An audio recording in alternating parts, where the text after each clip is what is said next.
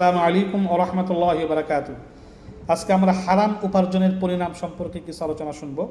মহানবী সাল্লাল্লাহু আলাইহি ওয়াসাল্লাম ইরশাদ করেছেন, 10 দিরহামের একটি জামায় যদি 1 দিরহাম অর্থাৎ 4 আনা পরিমাণও হারাম থাকে, তবে যতক্ষণ ওই জামা গায়ে থাকবে ততক্ষণ নামাজ কবুল হবে না।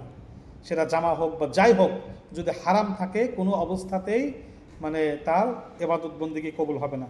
আল্লাহ রাসূল আরও ইরশাদ করেন, হারাম মাল খায়রাত করলে তা কবুল হয় না। হারাম মাল যদি দান সাদকা করে তা কোনো লাভ নাই। হারাম মাল দিয়ে মসজিদ বানাই দিল, হারাম মাল দ্বারা রাস্তা বানাই দিল, এই কল কারখানা করে দিল, হারাম মাল দ্বারা এই কোনো কিছু করে দিল, হারাম মাল দ্বারা কোনো কিছু খায়রাত করলে দান করলে কোনো নেকি হবে না।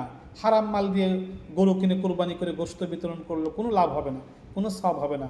হারাম মালে বরকত থাকে না এবং যা কিছু ছেড়ে মারা যায় তা তাকে দোজখের দিকে টেনে নিয়ে যায়। হারাম মাল যা উপার্জন করে রেখে যাবে, যা থাকবে ওগুলো তাকে জাহান্নামে নিয়ে যাবে।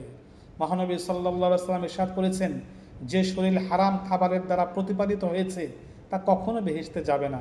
ওই শরীর দোজখেরও উপযুক্ত, ওই শরীরটা দোজখের উপযুক্ত হয়েছে বা দোজখের জন্য প্রস্তুত হয়েছে। সুতরাং হারাম থেকে বিরত থাকা, হারাম বর্জন করা জরুরি।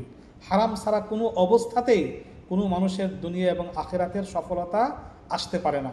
হারাম থেকে বিরত থাকতেই হবে। কি কি হারাম সেটা আগে জানতে হবে। ব্যবসা করার আগে আলেম ওলামাদের সাথে মশওয়ারা করতে হবে, এটা আমার হারাম হবে কিনা।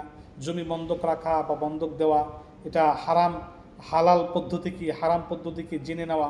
যত হারাম সম্পর্ক আছে, সব হারাম বিষয় আছে, সব বিষয়ে অবগত হওয়া জরুরি। কেননা হারাম তো হারামই, হারাম কোনো অবস্থাতেই গ্রহণযোগ্য নয়, আল্লাহর কাছেও না, দুনিয়াতেও নয়। আমিন।